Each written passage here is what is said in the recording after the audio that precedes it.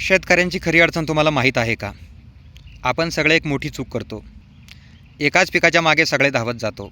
मागच्या वर्षी टोमॅटोला चांगला भाव मिळाला. बऱ्याच लोकांनी लाखोंची कमाई केली. आणि आता काय झालं? सर्वच शेतकरी टोमॅटो लावत आहेत आणि टोमॅटोचे भाव कोसळले.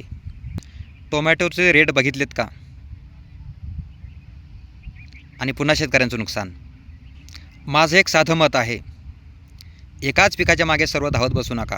कोणी टोमॅटो लावा, कोणी वांगी, कोणी कारले, कोणी आलू, कोणी अद्रक, कोणी आंबा, कोणी सीताफळ. म्हणजेच एक सायकल बनवा. शेती म्हणजे जुगार नाही, एक प्लॅनिंग आहे. 100% समजून घेतलं तरच फायदा होईल, अन्यथा नुकसान नक्की आहे.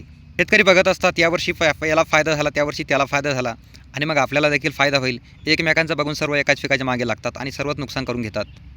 तुम्हाला व्हिडिओ कसा वाटला कमेंटमध्ये नक्की सांगा आणि अशाच शेतीविषयक नवनवीन माहितीसाठी नक्कीच फॉलो करा. धन्यवाद.